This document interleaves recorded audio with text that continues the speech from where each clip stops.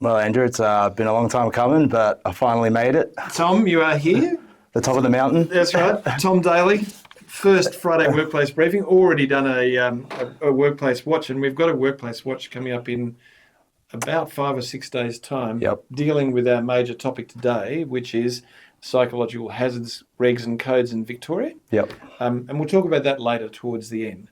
But what has been interesting, Tom, is the Sentencing Advisory Council has come out in Victoria. That's pretty exciting stuff, isn't it? 12 recommendations. Yep, very important. Yeah, and I think we'll, again, do that in more detail next week on Friday Workplace Briefing. But in short, what that does is it introduces in Victoria, which will flow throughout the rest of Australia over the next 2 or 3 years, a massive increase in primary duty penalties up to $10 million, $2 million for individuals, a doubling of reckless endangerment, and are looking at adjusting penalties and fines based on the size of the business.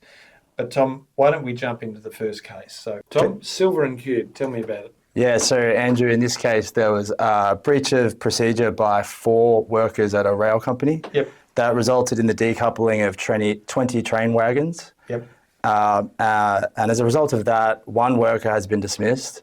And that was the assistant to the driver, wasn't it? Yeah, whereas there were more senior people involved in the breach. And I think, this case, so at the end of what happened in this case is the guy was terminated. There was an internal report that showed the level of risk and the breach that occurred. But the difficulty with this is the more senior you are, the more heightened the responsibility for supervision and management. This is not a good case, okay? No doubt there was a valid reason when a person fails to do something that leads to the decoupling of 20 carriages. That is incredibly serious. But there were 3 other people who were involved in this, some more senior. And what the Fair Work Commission found is the valid reason, and given the seriousness of it, we're not going to look at harshness.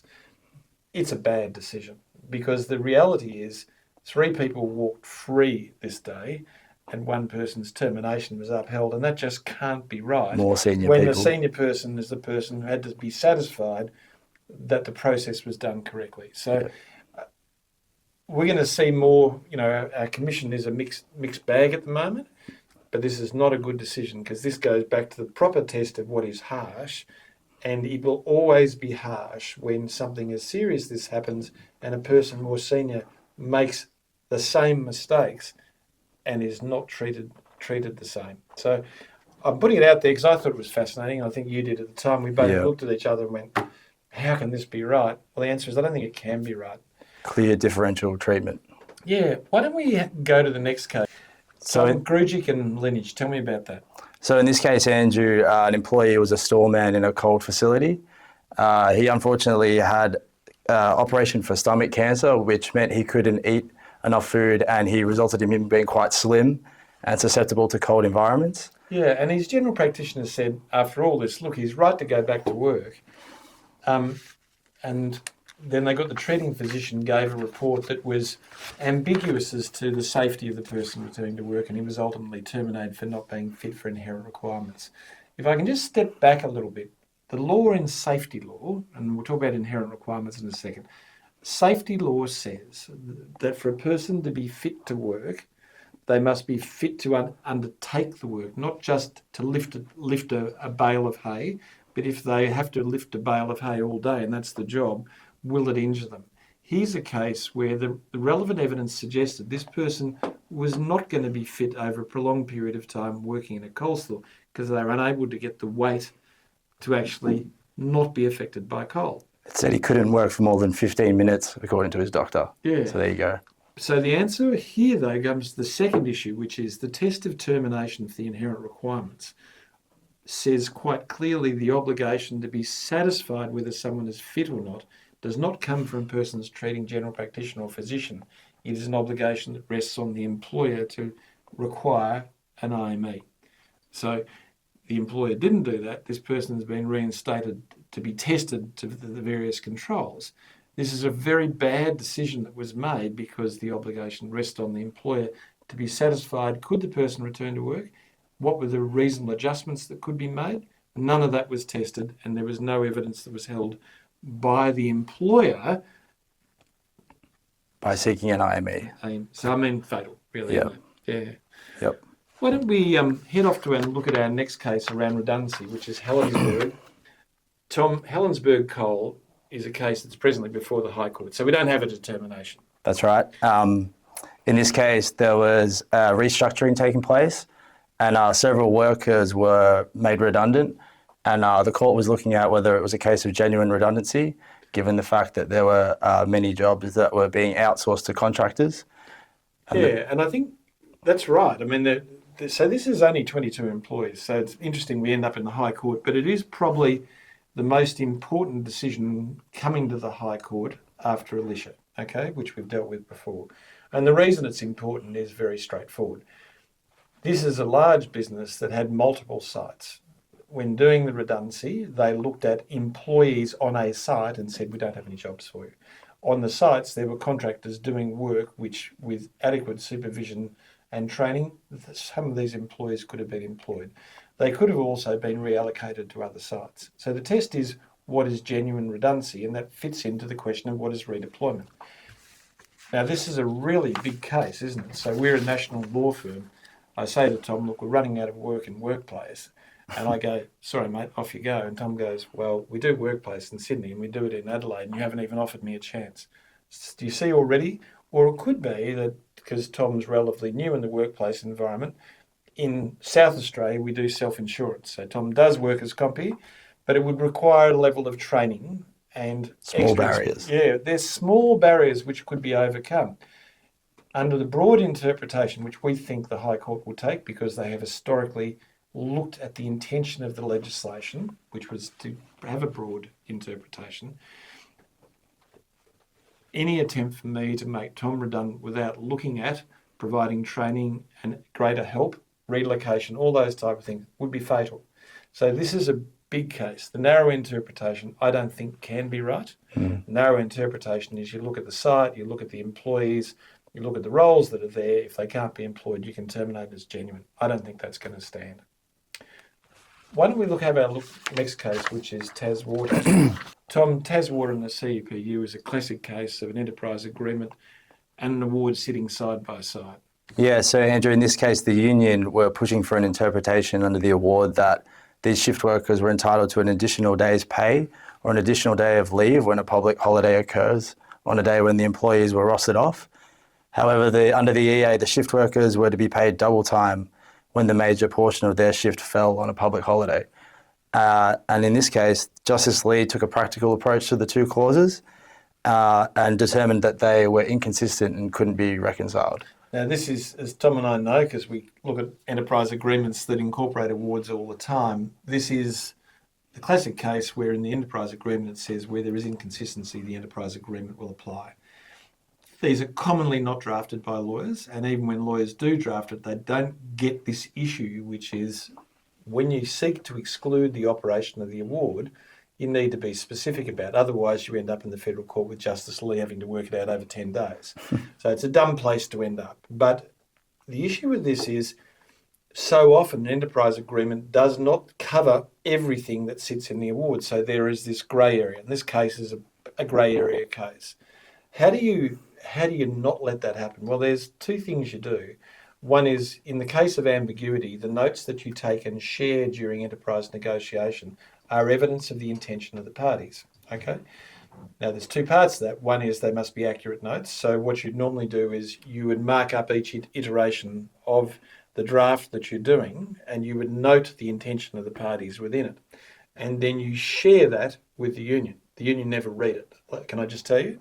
So don't worry about that part of it. But the important is that it must be accurate as to the intentions and shared, and then you're able to demonstrate and hand up and say, well, this was the intention of the parties. Step one. Step two, where a portion of an enterprise agreement seeks to exclude, actually test that out practically to make sure that it does and you don't have grey areas. And then on top of that, make sure that the clause is clear that in these circumstances, the enterprise agreement applies. You wouldn't have $100,000 worth of legal fees having an argument about something if you'd done those two things. So I think this is not a particularly interesting case. It's great that Justice Lee ends up effectively in the provision that the specific clause always overrides the general of the award. That's sort of well-known in construction. But I think the important part of this is it bespeaks the failing of the parties involved to have proper notes taken during the process and to have clarity in the enterprise agreement. And that leaves supervisors, managers, people doing the bookkeeping, all that payroll, completely lost about what should happen. Why don't we switch over to the Safe Work New South Wales case? Tom, can you talk me through, because this is a case when I read it and you read it, and we both had a giggle and said, are you kidding? And I said to you, no, I'm not kidding. This happens on nearly every smaller site that we operate on. So the facts, Tom. Yeah, so Andrew, in this case, it's a safety prosecution case in New South Wales where an operations manager jumped in the forklift, unauthorised, unlicensed. And not the first time he did it. No, this happened all the time. And he's hit a worker who's broken their leg, gone to hospital. Subsequently, the company, the director and the operations manager have all pleaded guilty to safety breaches. I think the interesting part of this case, Dom, is it is sort of one of those collapses in capabilities it goes through. So there's historical breaches that have gone on for a long period of time. The ambulance wasn't fully informed as to the nature of the injuries, so it wasn't going to be available quickly. So actually the operations manager drove him to hospital 3 hours later. They failed to notify as they were required to do, given the seriousness of the injury. A week later, I should have mentioned. It's calamitous stuff, and means this went before Scotting, the judge who used to work at WorkSafe as a prosecutor for WorkSafe. No, not WorkSafe, he's a barrister.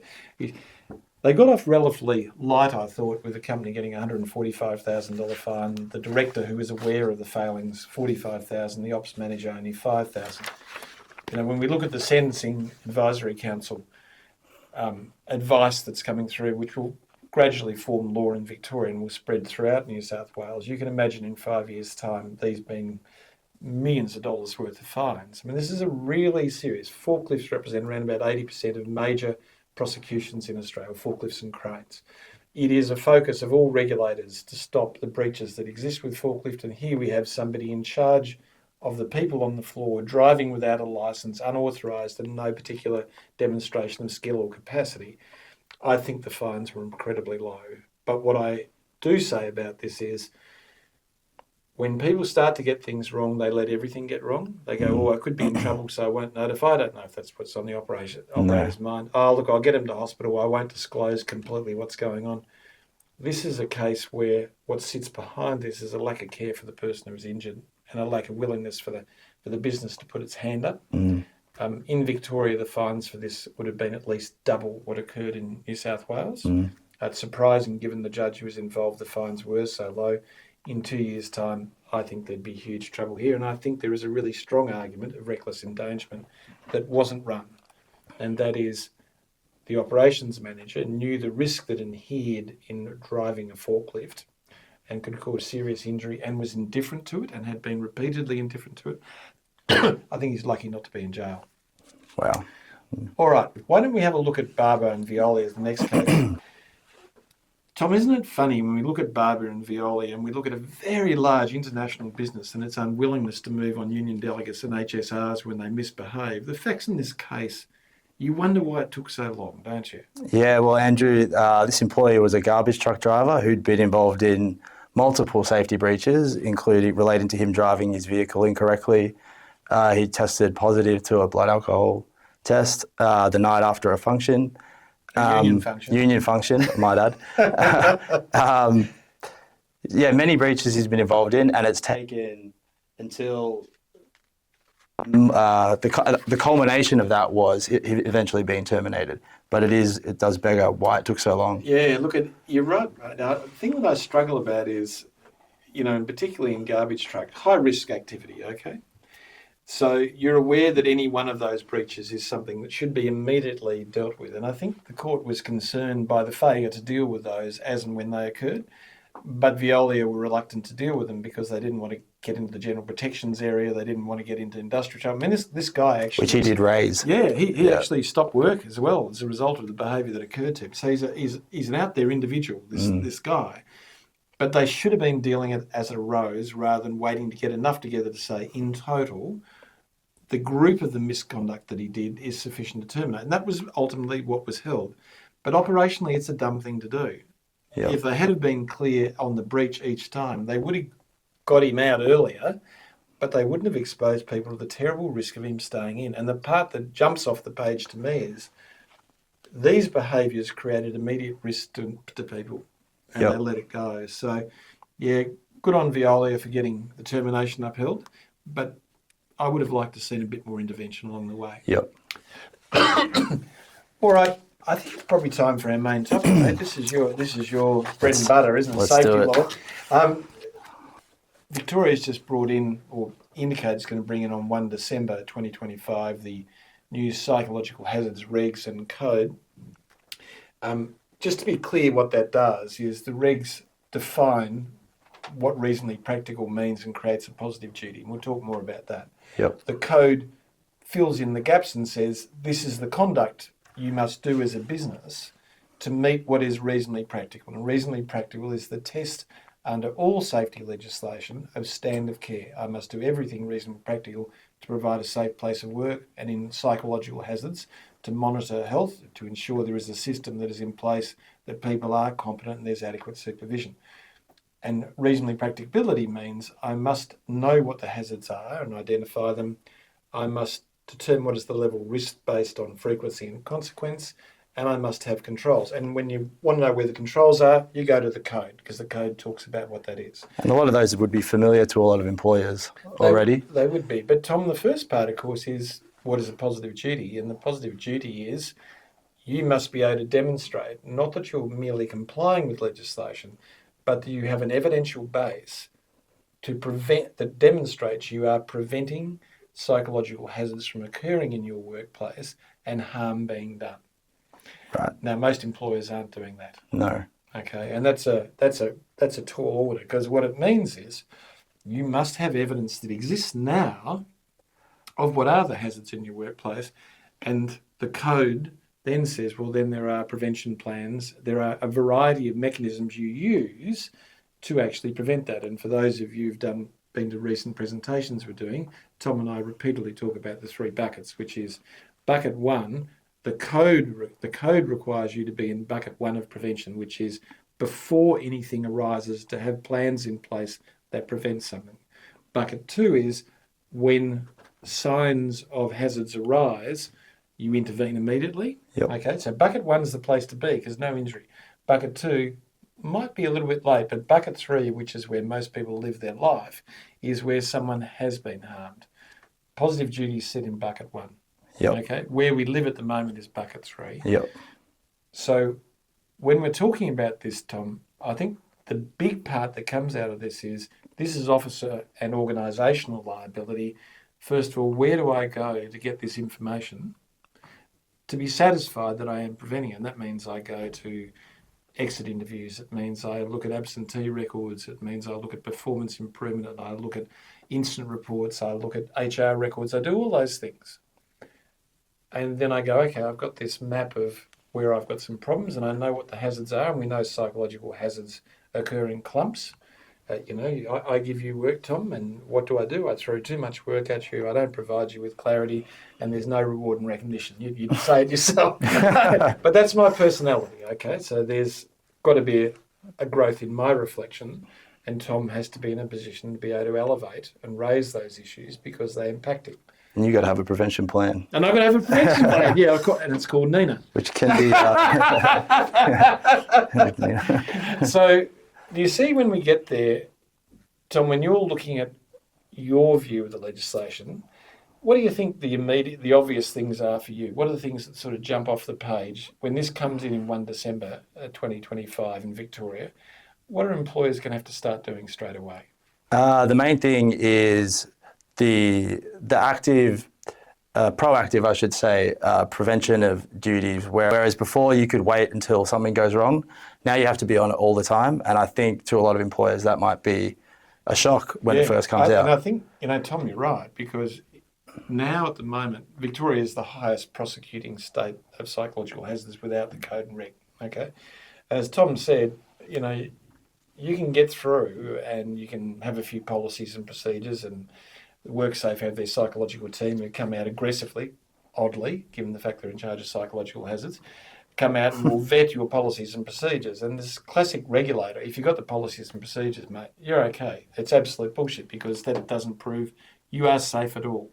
Yep. But when the positive duties come out, they're going to come out and say, show me the evidence of your knowledge of risk within the organisation. Yep. So they won't be going for the policies and procedure stuff, which we do now, tick. They'll be going to the process that says, no, show me that you know where the risk is, that you have plans in place.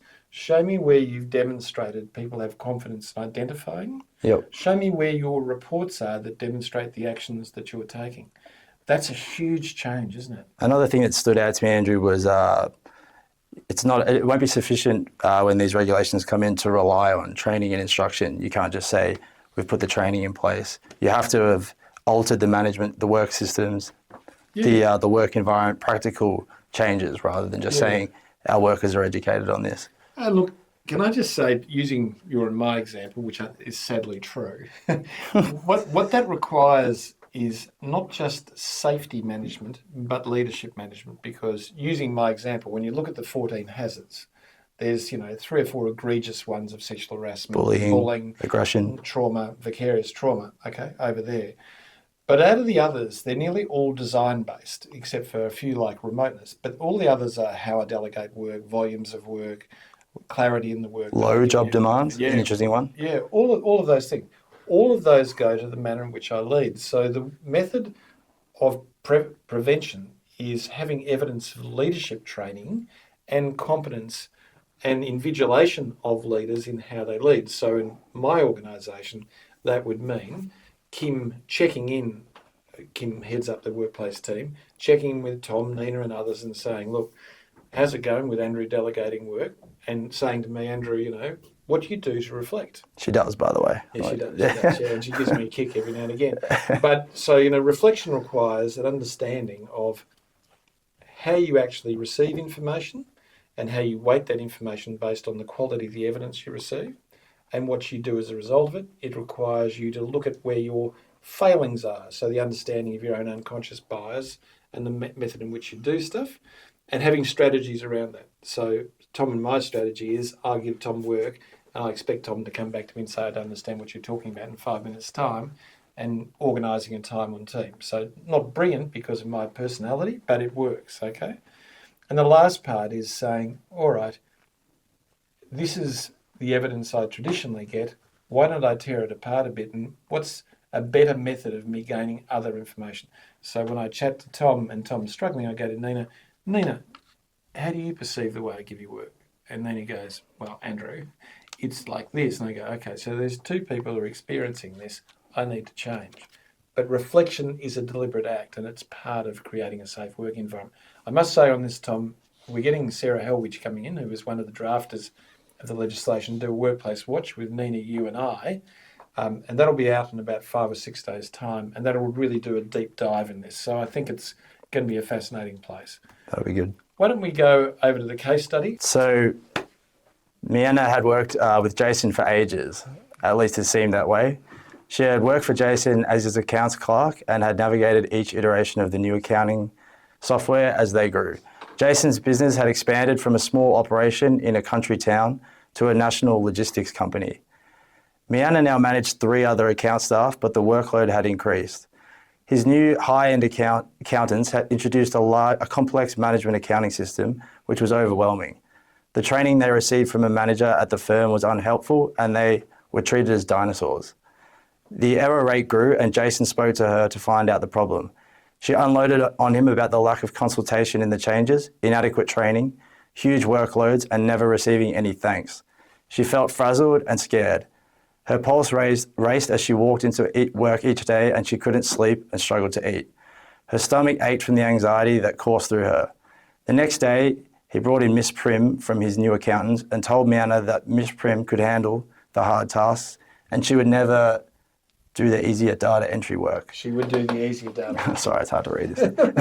It's my writing, it's all right.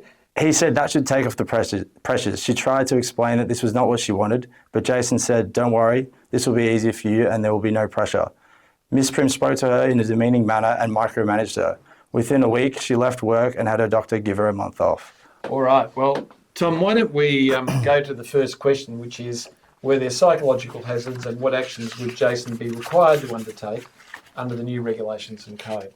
So I think it's not hard to see what they are, aren't they? There is workload issues. Yep. There's a lack of clarity. Yep. There's removal of relevant work, so there is a taking away of work. There's a lack of reward and recognition. I mean, we've got a whole lot of issues there in psychological hazards. But the thing that jumps off the page to me really is this. Mina was a person who knew what they were doing, okay? And there was no consultation. There was no engagement. So in bucket one, the first thing in change would have been to get a consultation process and have Mina drawn into it. The second thing is to recognise that she did have deep knowledge within the business and that should have been rewarded. Yep. But coming in over the top and introducing someone who didn't respect them and micromanage them was just terrible. Yep. And the micromanagement is a bullying, so it's one of the egregious breaches that exists that's there. Right. So there we are. Why don't we go to question 2, Tom? What are we up to next? So could Jason and his business be prosecuted under safety law? What do you reckon? I'm going to say yes, Andrew. Yeah, no, you're right. There's clear primary duty breaches there, okay, because under what is reasonably practicable, clear hazards arising. They're of a high level of risk, okay, yep. Frequent, big consequence, and there is no controls. And in fact, like so many well-meaning people, he's gone in to try and fix it without even thinking what she needed. What she wanted was involvement, engagement, and skill. She wanted education. Yep. She wanted to have control, but control was taken away. And remember, in psychological hazards, the biggest issue is the removal of control and autonomy. Yep. It really harms people. So does Mina have a general protections claim? She hasn't resigned, or she hasn't been terminated, I should say. But general protections, of course, arises even when you're employed. Right. So she puts her hand up, she raises a workplace right and says, this is harming me. And the result is, to her detriment, her work is taken away. Right. She has a very, very strong general protections and potentially an injunctive proceeding if a union was involved, which it's not. Okay, so I think I just chucked that in because it's interesting. What about workers' compensation? Does she have a workers' comp claim? Well, if she suffered any psychological injury, she surely would. Yeah, so under the new legislation in Vic, different elsewhere, everywhere else there's no doubt at all the injury that she suffered and described is sufficient to meet a definition of injury under the legislation.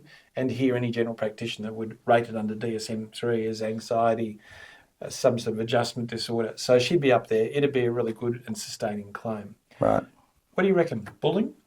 I reckon it is. Yeah. Repeated action. So there's repeated action over a prolonged period of time. It left her feeling hurt and harmed. So objectively, any person would have been hurt or harmed. So that's tick 2. 3, it happened in the workplace.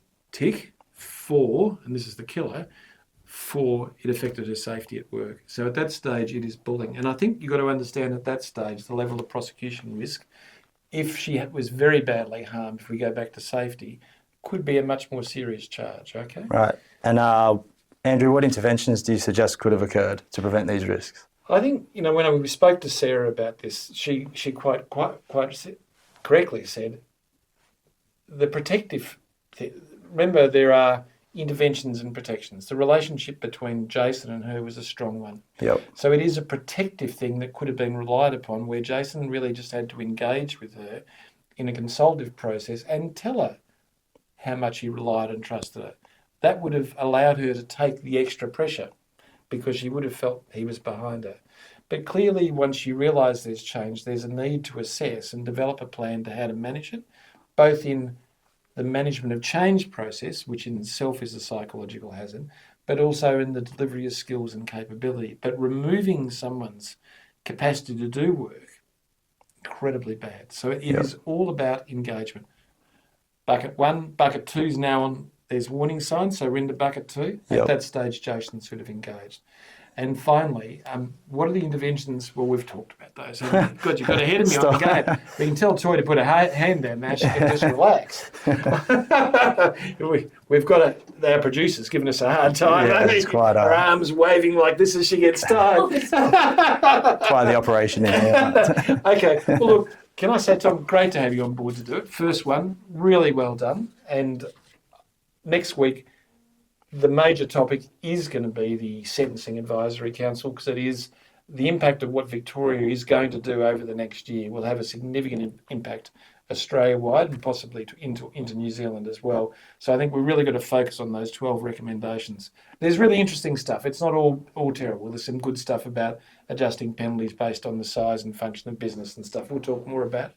And we'll build a case study next week based on what happens if the Sentencing Advisory Council does, its recommendations are acted upon, and assuming the rest of Australia does follow, which it does differently, unfortunately. If we look at industrial manslaughter, it may take 2 or 3 years for a catch-up period.